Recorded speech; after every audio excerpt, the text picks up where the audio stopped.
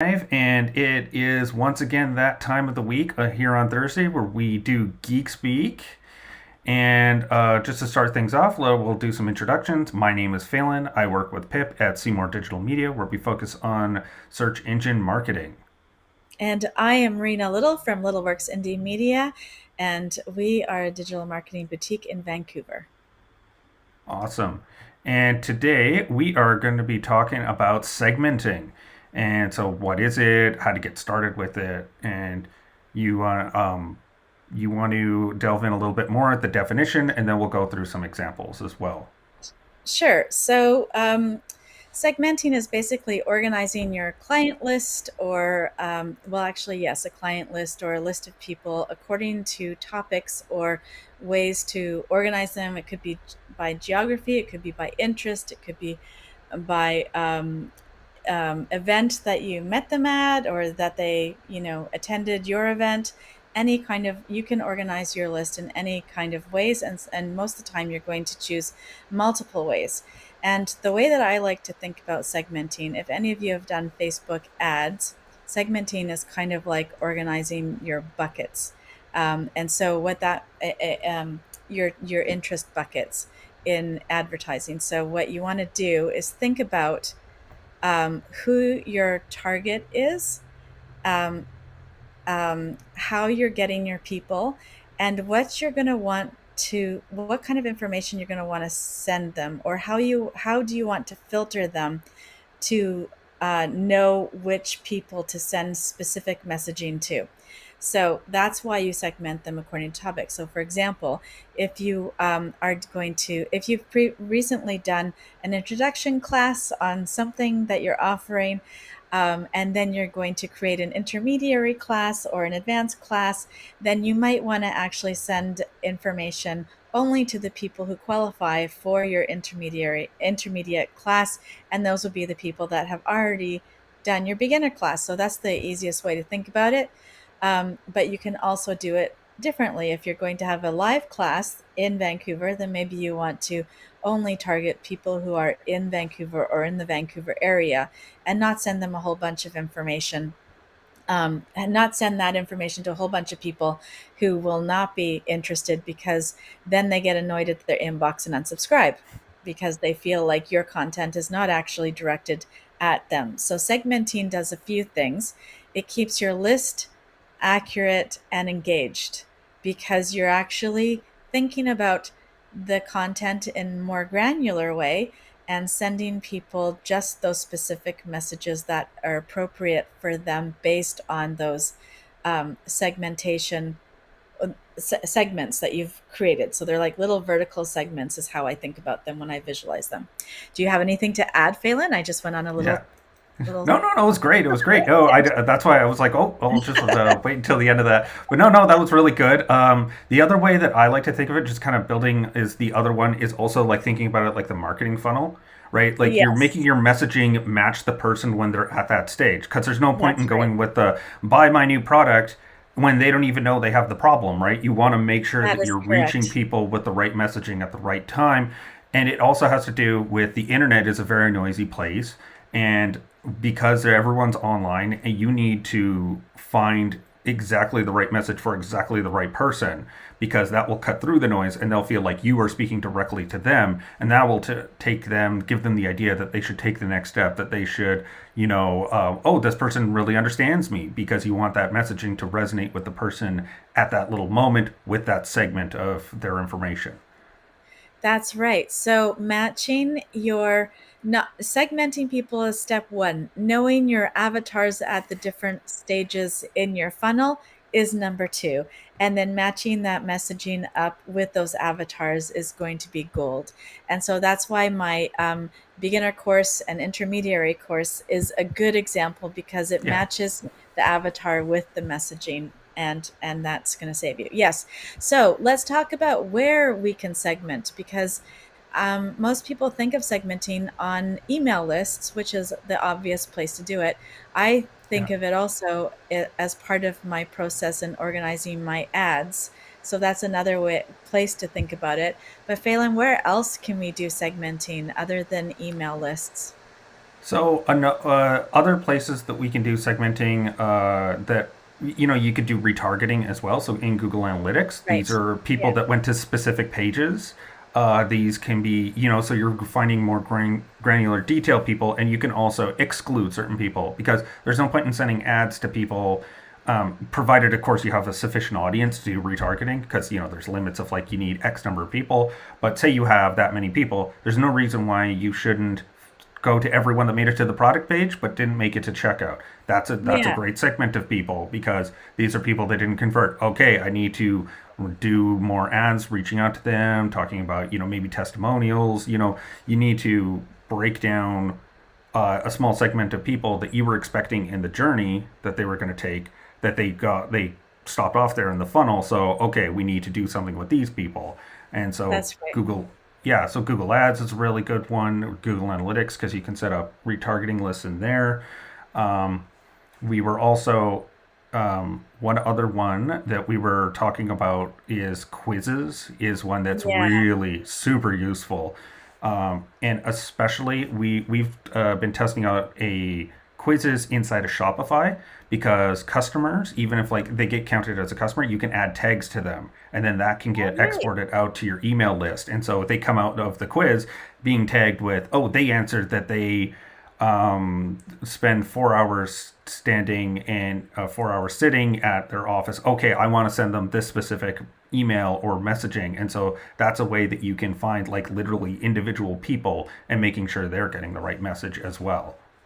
That's right. So, one of the best examples of quizzes that you'll see out there that are all over almost every single website in this industry that I've seen is astrology people. Like if you Hmm. go to an astrology site, then Yeah. you're going to put your information in, your quiz stuff in.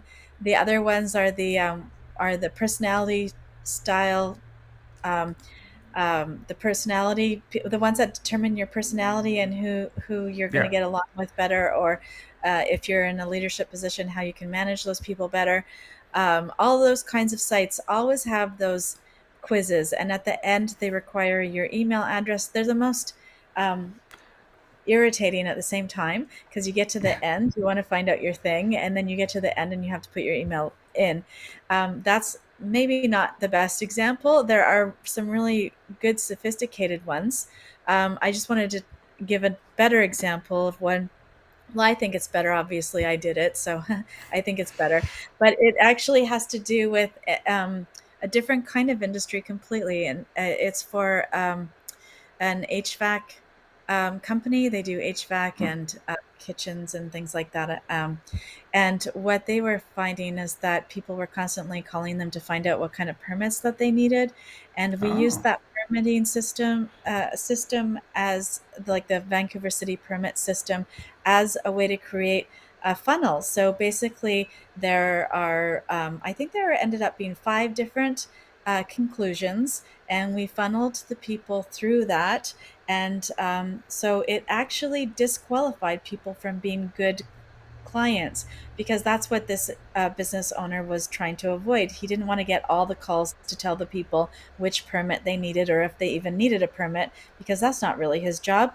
But he was getting a lot of calls, so we created this quiz that sort of removed the one layer, gave people so all the people that could just go ahead and do all their upgrades themselves, they could DIY it with no permit. They would get that information. The other funnel was, yes, you need a permit, and this is where you can get your permit. This one was, you can just get your contractor to get the permit. And then the final one was, you should be calling us, right? Yeah. And of course, it wasn't exactly like that, worded exactly like that, but that was a really good way of disqualifying or pre qualifying good clients, good Yeah. leads, basically. So it doesn't have to be cheesy just to collect email addresses and start sending people on your drip campaigns. It can be even more specific, as like what you were talking about in terms of the retargeting the Shopify clients or the WooCommerce clients, whichever you're doing. Yeah. Um, it's it can be as sophisticated as that. It doesn't have to be cheesy.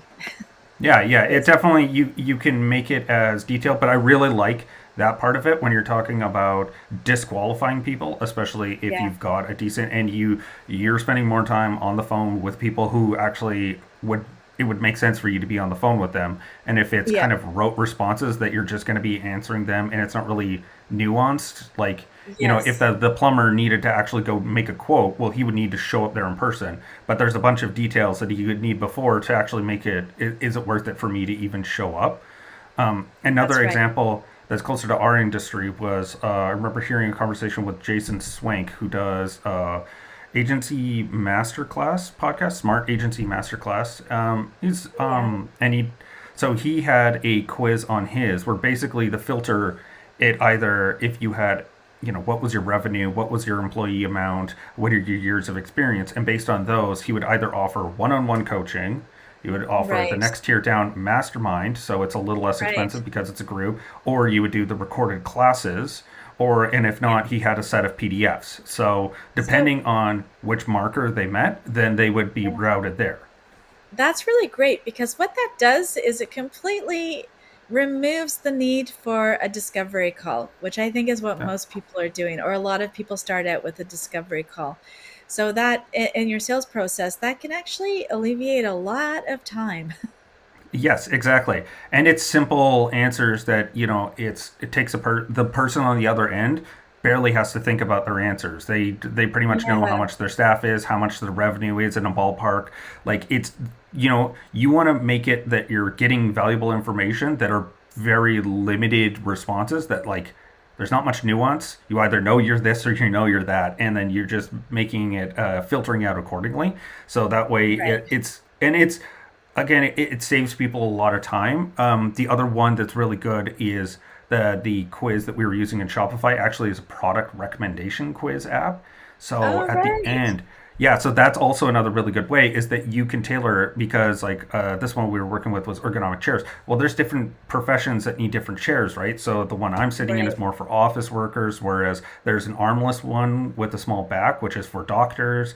So those bits of Oh, right. information yeah, like are valuable, and you can filter out a lot of finding people like, oh, I know that I need an ergonomic chair, but based on my job and how many hours I'm sitting and weight and height and all that good stuff, I need to be seeing these ones. And so that's a way that you can let people, they get a personalized experience. Again, we're going back to you want to give people some choices, but not too many. It's finding that right balance, but you want to Yeah, filter down and you want to get like, oh, hey, you people, you based on your answers, you really should get this one, and because that's that's what you would right. be doing with the salesperson on a floor of a store or something like that. Yeah. So one thing that this brings up for me as thinking about my clients, Yeah, is that I think that some people might start to feel overwhelmed with this idea that you're having to send out so many messages to so many different segments. And that yeah. just seems like, okay, I've gone from setting up one email to setting up 10 emails to satisfy everything to make it super niche. But that's not actually the case. So, one thing that you can do in a lot of email platforms, as soon as you level up from the free version, is you can actually create what's called dynamic content, where one part of the email might be exactly the same for everyone, and then another part of the email might have specific content to satisfy specific segment needs. So, Phelan, you were telling me that there's an opportunity to do that on a website, and I'm super excited to hear about that. Yeah. So it was one that I've been playing around with. I'm going to be experimenting with it more, but it is the fourth component to Google's marketing platform. So you have your Google Analytics that does a lot of your measuring. You've got your tag manager for deploying those tags and like at the right time at the right place. You have Data Studio for reporting. So what's going on? And the fourth one that they built is called Google Optimize. And so what that does is, it started out as a regular A/B testing tool or multivariant, right? So it gives you a little window to your own website, and you can change a headline. So 50% of all traffic is going to see this new headline versus the other.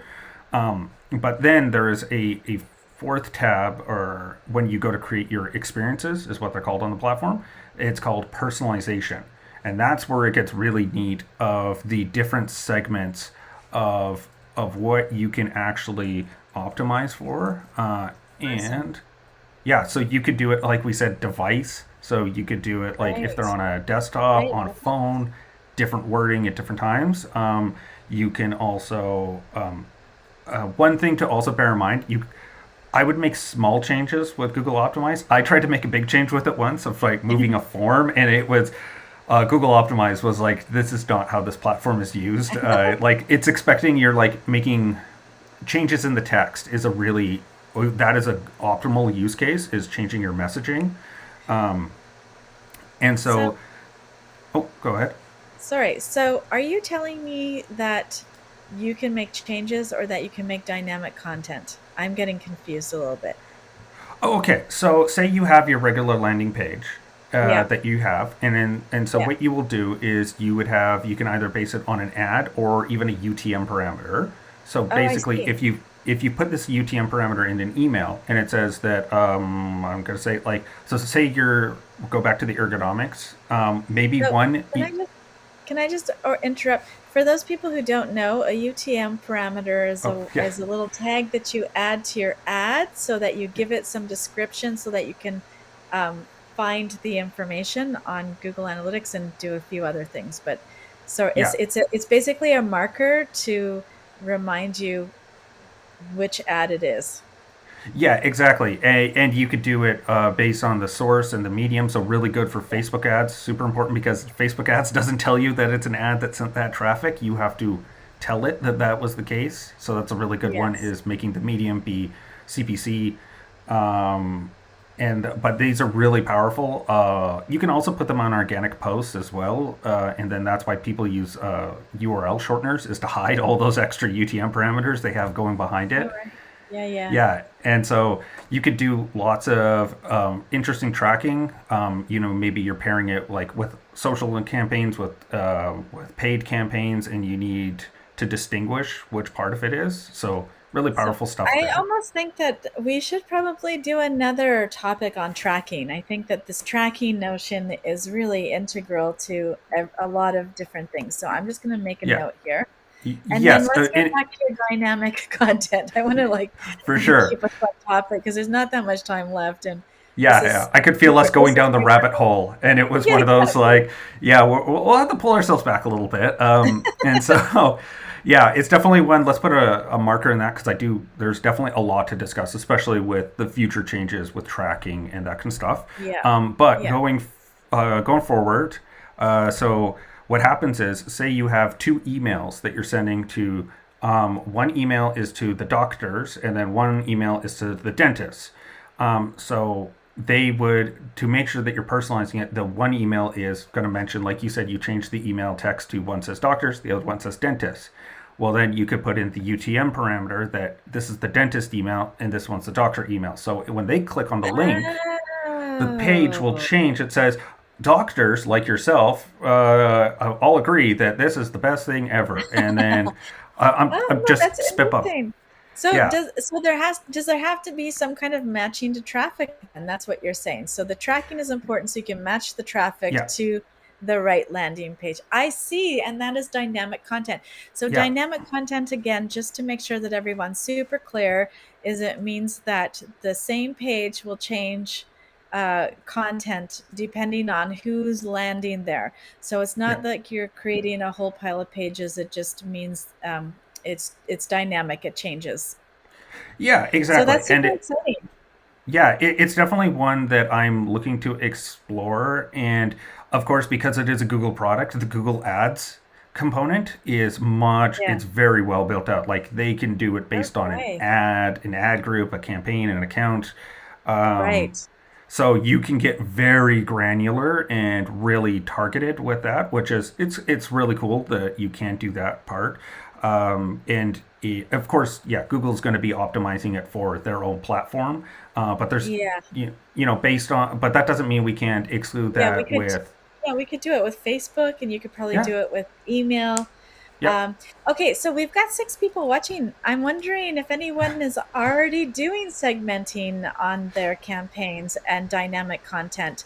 I would love to hear that in the comments. And if so, what are For you sure. using? What are the platforms? And then, are there any questions? I don't see the questions over here. So, Phelan, have we I got any questions? I have not Hopefully, we seen get any something. myself, other than right at Okay, the that's okay. start, someone asked, "How do we do segmenting?" And you pretty much answered it like as you Right, right, asked it right. as soon as they had typed it out. So it Excellent. was kind of Excellent. yeah. Okay, so basically, okay, so I'm super excited. So this is a WordPress plugin that you're telling me about. Is that right? Well, you would install it through Tag Manager. That's Ah, the I best see. use case. Okay. It's just a little tag that gets fired, and then you set it off on every page like you would Google Analytics. And then what you do is you target a specific page on your website and say, "Hey, I want to make this." And again, you could even just do a regular A/B test, but you can also do these much more granular ones. So it's really Yeah. powerful that way. I know, I think currently you can have up to 10 changes that you're allowed to make, like 10 experiments Okay. going at one time. Right. That's Um, excellent because then yeah. you can actually get the information that you need a lot faster. The only thing that I could see this interfering with is I would still recommend testing landing pages before you get into dynamic content. Because Oh, if you yeah. got some kind of layout issue or some kind of messaging issue, you want to know that beforehand before you get Yes. into all this. Otherwise, it's going to be really hard sometimes to tell why things aren't working. I mean, how do you test dynamic content? Do you have any that should be another topic too. Let's put that on the thing here. Yeah, Uh, though I would like to briefly like just expand on what you said yeah, because it is very important that I should make this clear that this is your next level. So say your ads are working, you are getting good conversions, you are getting like you right. need to have your Yes. basic funnel working, and then now you're going, well, now that my funnel's working, I know this is, can I get it a little better? Can I, drive down my costs for my ads? And a good way to do that is warmer audiences, better targeted audiences. And so this is going to help you with making sure that messaging stays consistent through Right. your campaigns. Definitely do not jump straight to this. I cannot stress that enough. Yes. This, Yes. don't get I think distracted that's by good this shiny advice. thing. Focus Yes. on the fundamentals. That's right. That's right. First you have to learn how to crawl. Yeah, or it's you don't shove water down a broken funnel. Like there's no point in doing Yeah. that. You need to make sure the funnel's working correctly. Then Yeah. you can start like making adjustments, tweaking because what did someone say? I heard it about A/B testing. Is like don't A/B test when you don't even know that A works. Like there's no point in That is true. That is yeah. true. That So is true. yeah, so that's definitely one where I definitely I just wanted to make sure that people got that part, and which is very important. Thanks for the reminder on that. Yeah, okay. So I've got actually it's really interesting. Every time we do one of these lives, it's like 4 or 5 other topics come out of it. Yeah, So yeah, yeah, we never run out of topics. But if you do have a topic that you'd like us to cover, please feel free to leave that in the comments also. We like to know what it is that you're struggling with so that we can better help you. And for those of you that are watching on a restream that's going out on another place, we are actually in Facebook group called Cyberpunk Geek Marketing Mixer. Please join us there, and that's where we will look at the comments everywhere, but basically that's where we're trying to gather people if you're interested in seeing these on a weekly basis. for sure. Yeah, All right. And okay, so are there any last minute thoughts? I just realized we actually have a few more minutes than I thought. yeah, definitely. So some of the other things that you can do with the targeting in the so I just wanted to cover some of the different ones. We can do your Google Ads and all the breakdown there. We covered the UTM. Devices, so we covered that. Behavior, so are these people new or are they returning? Or are they coming from a specific source? So maybe you have influencer campaigns set up and they're sending it from a specific URL. You can do targeting Right. off of that. Oh my We have goodness. Can oh, I go just ahead. interrupt and talk about influencer marketing? There's a really good place. that online that does called Social Nature, and they ask people to review products and give feedback to companies. And I'm part of that. I love doing that. But what I really wasn't expecting is I went yesterday to Whole Foods to pick up my product, and the whole shelf was empty from all of the coupons that they sent out for a free product. Isn't that Oh funny? wow, that's Yeah, crazy. I wasn't really Yeah, expecting that. So they must have really targeted Vancouver as an area in particular, and Whole Foods was out, completely out, empty shelf. Never seen that before. yeah. That's crazy. Yeah, it's definitely one of those. I'd like to know the story behind that, like what had happened. Yeah. Yeah, it's definitely it's crazy that. Well, that also leads into another targeting you could do for the Google Optimize, which is geography. Yes. Specific countries. They're saying cities, metro regions, or counties. You can target them, and then they got some really advanced ones that I like. Search queries. You can change it so if they search a specific thing on your website, you can Oh, change. that's excellent. Yeah, That's really excellent. That could be super useful. yeah. It's definitely one that would be extremely interesting to see how Yeah. you could utilize it to people That's typing in specific things. yeah, that's like almost like finding a warm audience without doing or finding a warm audience that you didn't create yourself. Yeah, Like yeah, that's exactly. It's that's or really it's or like the Google calls them in marketing audiences. So basically, they are people that have typed into Google about related subjects, or so that makes it warm because they Google knows that this person's literally typed this into Google. They don't have to yeah. guess or anything like that. Yeah, and generally by the time you're in Google doing a search, you've already identified you have a problem. You've Yeah, sometimes have identified what a possible solution is to that problem, and you're in the research phase. So it's awesome to get people at that spot. I didn't know that. Yay, yeah, I'm very yeah. excited. It's pretty interesting of just ways you can target people like that, and because it makes sense that these are all things that are pretty easily measurable with a little bit of code of just like what Yeah. is the URL? Oh, it has this word. Oh, we better change it to this. The other one that's interesting is they have activation event, which is I don't know enough about it. I wouldn't play with it too much, but it's interesting because they have page load. So when the page loads, that's when Right. they do the scan, or is there an event? So they click a certain button, and then from there we should actually scan for the Google Optimize. So there's interesting details that they, again, super. This is super advanced, but the way it ties into the rest of the Google ecosystem, or even you could use it tangentially with other parts of your Google system or your own marketing, it's really powerful stuff. And again, it's free to get started, so there's no real downside for yourself. Yeah, I'm thinking things like video views on Facebook. You could probably retarget because you can actually set up an ad that will retarget to video views, and then you could actually send them to a particular page Yeah, base that content on a second half of whatever that video was. That yeah, that makes it. this, Yeah, because you could yeah, change whole paragraphs of text to be like yeah, other points that they might not have seen, might not have heard because they only watched 50% rather than 100%, and so right, because of that you can create new audiences, new landing pages that are more targeted to them and making sure that they get the full message. right, And right, yeah, right. so it's definitely super exciting.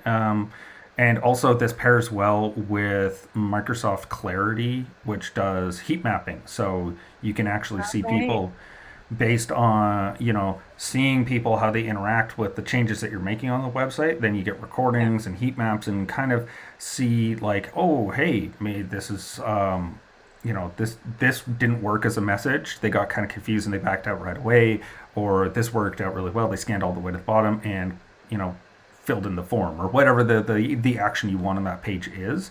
But it's definitely one that can help you extend.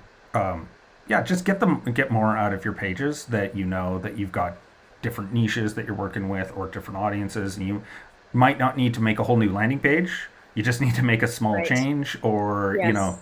you want it to Yeah. be.